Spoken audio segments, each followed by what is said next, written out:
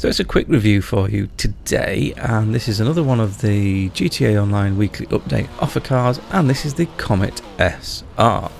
So why is it a quick review? Well, it's because I've reviewed this relatively recently, and I did promise that I wasn't going to review this car again, but it turns out I lied. Now what I also said is that I was going to revisit one of my older videos, pick some of the best parts from that, and then repackage that for you. But it turns out that I lied. Twice. So yeah, sorry about that. So what made me change my mind? Well, let's be honest, it's because I drove it. Got this thing out, did a lap, and I thought, you know what, this warrants another lap. It warrants a bit of a re-review, and it warrants a chance to set a better time. Now the reason I like this thing so much is because it's absolutely perfectly balanced. And to find out what that means, or find out what I mean by that, we need to go back and have a little bit of a chat with previous me.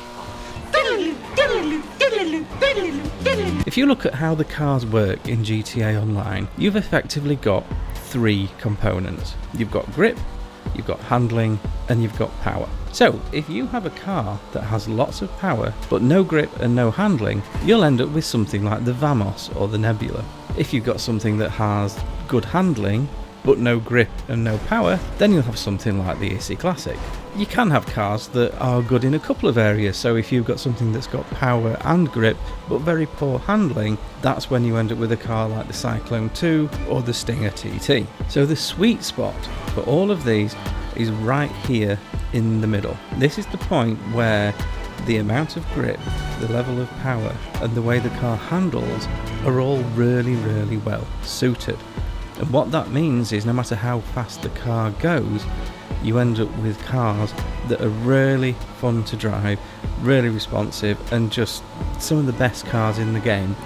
We're talking about things like the Krieger, the Locust, the new Omelette, whatever it's called. And this also sits in that sweet spot, right in the middle, where the amount of power, which is not necessarily a huge amount, some of the cars in the middle, like the Locust, don't have a huge amount of power, but that they have really suits the amount of grip the car has and the way it handles. So that's why this is one of my favourite cars in the game. It's just so much fun to drive, it's so responsive, and it's also incredibly quick. The good handling means it's easy to get through traffic. It also has a decent top speed. So all in all, it's a brilliant free mode car. You heard what he said. Knows what he's talking about, that dude. And in a nutshell, that's why I'm re-reviewing this car, and that's why I'm recommending that it's something you should buy. Now, I can't lie to you, I can't tell you this thing is good looking. It's one of the most annoying replicas in the game. Apparently, this is based on the Porsche 911 GT2. Huh? Where exactly?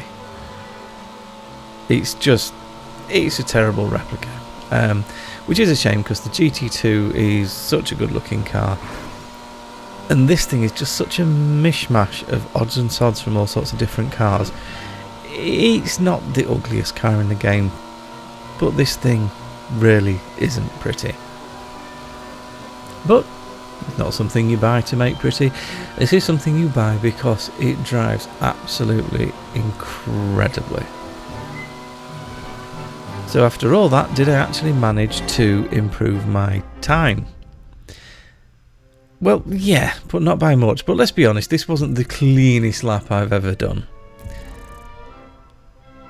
So I know that was a quick review. If you want to see the original review, I will save your time. So if you want to watch the original video, I've popped a link up here. What I didn't want to do was rehash all the same content for you. So that's why I thought I'll do a quick update and then a link to the original video. Here's the updated time, and here's where it sits on the lapboard. I hope that was useful, and I will see you all in the next one.